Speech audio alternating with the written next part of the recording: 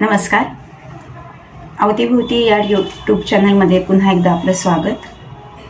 आज मी एक ज्वलंत विषय घेऊन आलेली आहे, ज्याच्याबद्दल आपल्या सगळ्यांनाच माहिती आहे. आपल्याला माहिती आहे की नुकतंच दिल्लीचे मुख्यमंत्री अरविंद केजरीवाल यांनी मुख्यमंत्री पदाचा राजीनामा दिलेला आहे आणि त्यांनी नवनिर्वाचित मुख्यमंत्री म्हणून आतिशी मर्लिना यांचं नाव सजेस्ट केलेलं आहे. आता मुख्यमंत्र्यांनी केजरीवालांनी जो राजीनामा दिलेला आहे त्यामागे मोठं कारण आहे. ते तुरुंगात होते आणि त्यांच्यावर गंभीर स्वरूपाचे आरोप आहेत. जसं दारू घोटाळा प्रकरणात 100 कोटी रुपयांची त्यांनी लाच घेतलेली आहे असाही आरोप आहे आणि त्याच्याबाबत अनेक सबळ पुरावे कोर्टात आहेत. त्यामुळे कोर्टानेच त्यांना मुख्यमंत्र्यांच्या कार्यालयात जाण्यास मनाई केलेली आहे, कुठच्याही फाईलवर सही करण्यास मनाई केलेली आहे, तसंच कुठच्याही प्रकारचे निर्णय घेण्यास मनाई केलेली आहे. त्यामुळे त्यांच्याकडे दुसरा पर्यायच राहिलेला नाही. आता त्यांचा कार्यकाळही संपत आलेला आहे. 2.5 ते 3 महिन्याचा कार्यकाळ बाकी आहे. पण या कार्यकाळामध्ये ते काहीही निर्णय घेऊ शकत नाहीत, म्हणून नाईलाजांनी ते पदावरून दूर गेलेले आहेत आणि त्यांनी त्यांची विश्वासू जी आहे आतिशी हिला त्याच्यासाठी नॉमिनेट केलेलं आहे आणि त्यासाठी त्यांच्या पक्षातल्या कार्यकर्त्यांची संमतीही मिळवण्यात त्यांना यश आलेलं. अगदी 100% आतिशीला पाठिंबा पक्षातून मिळालेला आहे असं नाही, पण बऱ्यापैकी मोठ्या प्रमाणात पाठिंबा मिळालेला आहे. आता यामध्ये अरविंद केजरीवालांची रणनीती किंवा त्यांनी काय डावपेच केलेले आहेत याबद्दल आपण आता थोडं बघूया. एक म्हणजे त्यांनी महिला कार्ड वापरलेलं आहे. दिल्लीमध्ये आत्तापर्यंत सुषमा स्वराज या मुख्यमंत्री होत्या भाजपाच्या, त्यानंतर काँग्रेसच्या शीला दीक्षित यांनी खूप काळ कार्य केलं, जवळजवळ 15 वर्ष त्या दिल्लीच्या मुख्यमंत्री होत्या आणि त्यानंतर आता या तिसऱ्या मुख्यमंत्री आतिशी होणार आहेत. दुसरी गोष्ट की या पक्षामध्ये आम आदमी पार्टी या पक्षामध्ये त्या मनाने ज्युनियर आहेत. त्या मनाने त्यांच्या पक्षामध्ये अनेक सिनियर कार्यकर्ते आहेत, जसं संजय सिंग आहे किंवा गोपाल राय आहेत किंवा सौरभ भारद्वाज, हे सुद्धा अत्यंत हुशार कार्यकर्ते आहेत आणि ते यांच्यापेक्षा म्हणजे आतिशी यांच्यापेक्षा ते खूप सिनियर आहेत. पण अशा कोणाची वर्णी न लावता त्यांनी आतिशी यांचीच वर्णी लावली, कारण त्या ज्युनियर आहेत. आणि उद्या समजा आता विधानसभेच्या निवडणुका दिल्ली राज्यातही होणार आहेत. या निवडणुकीत जर त्यांच्या पक्षाला बहुमत मिळालं किंवा इतर मित्र पक्षांच्या मदतीने सरकार स्थापन करण्याची वेळ त्यांच्यावर आली तर आतिशी यांना ते सहज पदावरून दूर करू शकतात, कारण त्या ज्युनियर आहेत.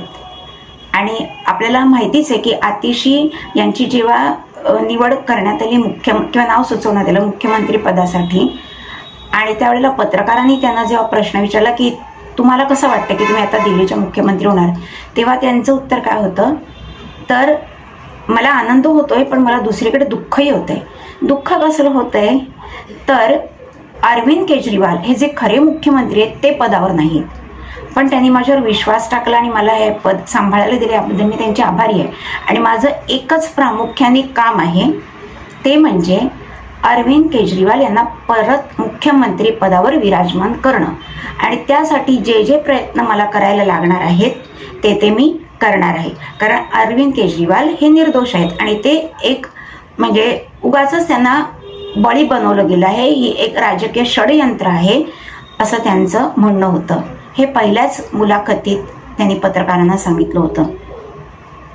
त्याच्यामुळे आणि दुसरी गोष्ट, अरविंद केजरीवालने असा विचार केला की आतिशींना मुख्यमंत्री आपण केल्यानंतर त्यांच्यावर जी काय टीका होईल, आपल्याला माहिती ती टीका कशावरनं होतीये, तर त्यामुळे अरविंद केजरीवाल यांच्याकडून जनतेचं लक्ष थोडं दूर जाईल आणि ते नवीन मुख्यमंत्री यांच्यावर केंद्रित होईल आणि त्यामुळे पब्लिक मेमरी शॉर्ट असते आपल्याला माहिती आहे आणि त्यामुळे त्यांना निवडणुकीत याचा फायदा होईल. तिसरी एक महत्त्वाची गोष्ट म्हणजे यदा कदाचित त्यांच्यावरचे आरोप सिद्धही झाले किंवा त्यांना शिक्षाही झाली तर निश्चितच ते पुन्हा मुख्यमंत्री होणार नाहीत. अशा वेळेला त्यांच्या ज्या पत्नी आहेत सुनीता केजरीवाल यांना त्यांना कदाचित मुख्यमंत्री बनवायचं असेल. त्यामुळे त्यांनी सध्या सुनीता यांना मुख्यमंत्री न बनवता आतिशी यांना बनवण्याचा निर्णय केलेला आहे. अशा प्रकारे आणि तिसरी महत्त्वाची गोष्ट म्हणजे जर हे दिग्गज त्यांच्या पार्टीतले जे कार्यकर्ते आहेत, पक्षातले कार्यकर्ते, त्यांच्यापैकी जर कोणाला 2.5-3 महिन्यासाठीच सत्ता सांभाळायला दिली तर कदाचित ते जास्त अरविंद केजरीवाल यांच्यापेक्षा पॉवरफुल होतील, ते जास्त लोकप्रिय होतील आणि त्यानंतर पुन्हा जर आम आदमी पार्टीचा मुख्यमंत्री बनवायला लागला तर कदाचित केजरीवाल यांच्याऐवजी त्या दुसऱ्या मुख्यमंत्र्याला पसंती दिली जाईल आणि सत्ता यांच्या हातून निघून जाईल. त्यामुळे त्यांनी राजीनामा देतानाही काय सांगितलंय की मी जनहित लक्षात घेऊन राजीनामा देते, मला सत्तेचा मोह नाही, मी माझं घरही खाली करायला तयार आहे. त्यांनी खूप करोडो रुपयांचा शीश महाल बनवलेला आहे. दाखवायला बोलायला हे सगळं सोपं आहे, पण त्यांनी अशा प्रकारे आपली मुत्सद्देगिरी दाखवून दिली. त्यांनी सगळ्या पुढची सोय करून ठेवली आणि आतिशी यांच्या भाषणातून हेच दिसतं की आतिशी या केवळ डमी मुख्यमंत्री राहणार, सगळा रिमोट कंट्रोल अरविंद केजरीवाल यांच्या हातात राहणार आणि ते ज्या प्रकारे म्हणतील त्याच प्रकारे त्यांना कार्य करायला लागणार आहे. आता प्रश्न असा आहे की 2.5 ते 3 महिन्यात त्या नेमक्या काय कार्य करणार, कारण हा अतिशय छोटा स्पॅन आहे. या स्पॅनमध्ये त्यांना महत्त्वाचे निर्णय घेणं, त्याची अंमलबजावणी करणं हे फार कठीण आहे. त्याच्यामुळे त्यांच्याकडनं काही फार कामाची अपेक्षा नाही आहे, पण त्यांनी जो स्वतःचा एक कलमी अजेंडा ठेवलेला आहे की परत अरविंद केजरीवाल यांना सत्ता बहाल करणं आणि त्यांना मुख्यमंत्री पदाच्या खुर्चीत बसवणं, हेच त्यांचं सध्या कार्य आहे असं आतापर्यंतच्या चित्रात दिसून येते. दुसरी एक महत्त्वाची बाजू आहे की या ज्या आतिशी आहेत या अत्यंत हुशार आहेत, म्हणजे त्यांचं करिअर खूप चांगलं आहे. त्या सेंट स्टीफन्स कॉलेज दिल्लीतून त्यांनी पदवी घेतलेली, त्यानंतर ऑक्सफर्ड युनिव्हर्सिटीमधनं त्यांनी आणखीन मोठी पदवी घेतलेली आहे. त्यांचे जे पती आहेत ते सुद्धा IIT मधनं शिकलेले आहेत, IIM मधनं सुद्धा त्यांनी पदवी घेतलेली आहे आणि हे दोघं सामाजिक कार्य पहिले सहभागी झाले होते आणि तिथूनच त्यांची भेट होऊन ओळखून मैत्रीचं रूपांतर त्यांच्या प्रेमात झालेलं आहे आणि त्यांचा विवाह सुमारे 18 वर्षापूर्वी झाला आहे. आणखीन एक महत्त्वाची गोष्ट म्हणजे या 43 वर्षीय असून त्या एकदम यंगेस्ट म्हणजे तरुण मुख्यमंत्री बनतील आणि त्यामुळेच लोकांचा पाठिंबा त्यांना जास्त मिळेल असं वाटतंय. त्या अरविंद केजरीवाल यांच्या मंत्रिमंडळात शिक्षण मंत्री होत्या आणि अरविंद केजरीवाल यांना जेव्हा जेलमध्ये जायला लागलं, त्यांच्यावर अनेक प्रकारचे करप्शनचे आणि घोटाळ्याचे चार्जेस आल्यानंतर त्यावेळेला अनेक मंत्रालयांचा कार्यभार यांनी सांभाळलेला आहे. तसंच अरविंद केजरीवाल यांचे निकटवर्ती मनीष सिसोदिया जे या सगळ्या शराब घोटाळ्यामध्ये आणि आणखीन बाकीच्या घोटाळ्यामध्ये अडकलेले ते जेही अनेक महिने तुरुंगात होते, त्यांच्या या अतिशय विश्वासू सहकारी होत्या. ते जेव्हा मंत्रिमंडळात होते, सिसोदिया उपमुख्यमंत्री होते आणि मंत्रिमंडळातही ते काही खात्यांचा शिक्षण खात्याचा सांभाळ करत होते. त्यावेळेला आतिशी या त्यांच्या प्रमुख सल्लागार होत्या आणि त्यांनी शिक्षण क्षेत्रामध्ये काही बदल घडवण्यासाठी शालेय शिक्षणात प्रामुख्याने मनीष सिसोदिया यांना मार्गदर्शन केलं होतं. 2020 मध्ये त्या निवडूनही आलेल्या आहेत. आता या निवडून आल्यानंतर आता त्यांची जेव्हा नियुक्ती, मला वाटतं उद्याच त्यांचा शपथविधी आहे, तर त्यापूर्वी स्वाती मालीवाल या ज्या परत आम आदमी पार्टीच्या राज्यसभा सदस्य आहेत, त्यांची प्रतिक्रिया अशी होती की या आतिशी यांचे आईवडील यांचे अंडरवर्ल्डशी संबंध आहेत.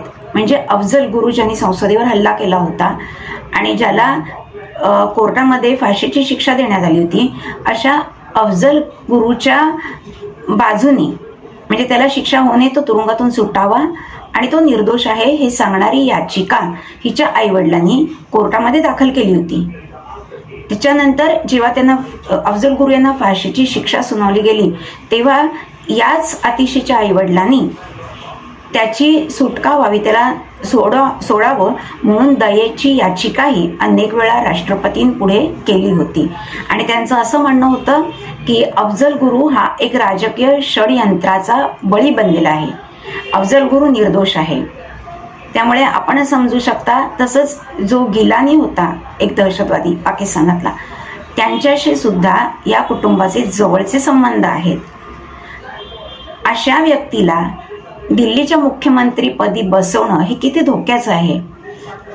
हे दिल्लीच्या जनतेला चांगलंच ठाऊक आहे. आणि दुसरं म्हणजे अरविंद केजरीवाल यांनी मुख्यमंत्री असताना कोणतीही दैदिप्यमान कामगिरी दिल्ली राज्यासाठी केलेली दिसत नाही.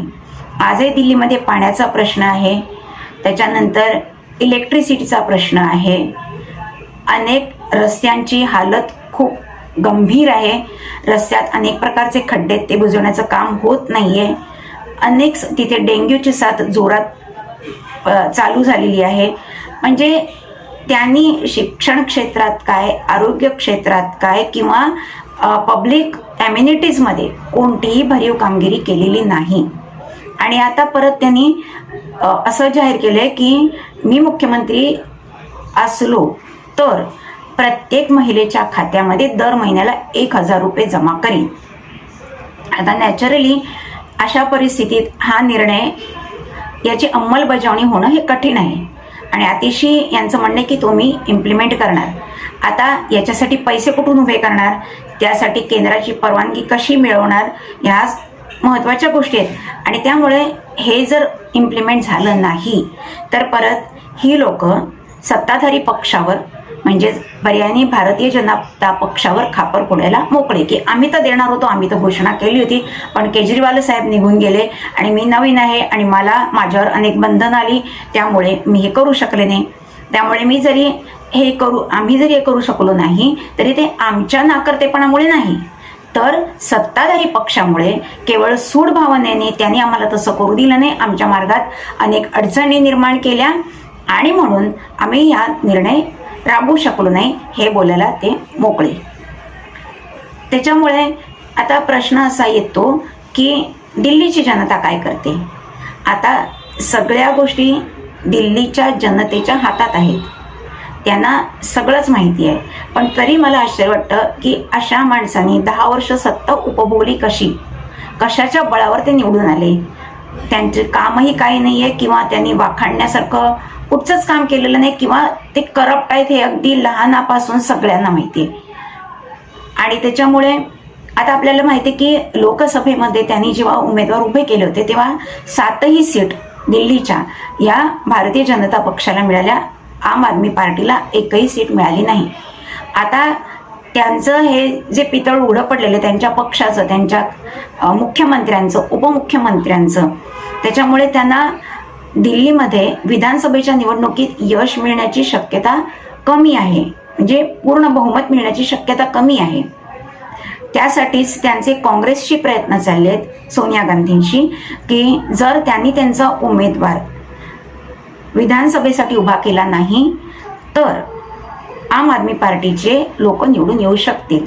पण सोनिया गांधी तसं करू शकत नाहीत, कारण जर त्यांनी तसं केलं तर त्यांच्या काँग्रेसमध्ये जे सिनियर लोक आहेत ते सोनिया गांधींवर नाराज होतील आणि ते म्हणतील की एका आम आदमी पार्टीसाठी तुम्ही आम्हाला निवडणूक लढवण्यापासून का वंचित करतात. आम्ही पण इतके वर्ष पक्षासाठी एका निष्ठेने काम केलेलं आहे आणि त्यामुळे ते कदाचित भारतीय जनता पक्षात किंवा अन्य दुसऱ्या कुठच्याही पक्षात जाण्याची शक्यता आहे आणि हे नुकसान सोनिया गांधींना परवडणार नाही, त्यामुळे ते तसं करू शकत नाहीत. याच आम आदमी पार्टीच्या अरविंद केजरीवाल यांनी सोनिया गांधी चोर आहेत, राहुल गांधी चोर आहेत असे अनेक आरोप त्यांच्यावर केले. आणि असं असून सुद्धा आता परत काँग्रेस त्यांच्याशी हातमिळवणी करत आहे. इंडिया गठबंधनमध्ये आम आदमी पार्टीला सामावलं जात आहे. म्हणजे याच्यातून आपल्याला कळतं की सत्तेसाठी माणूस किती नीच पातळीवर जाऊ शकतो. तर मला असं वाटतं की आपण आतिशी यांचं अभिनंदन करूया.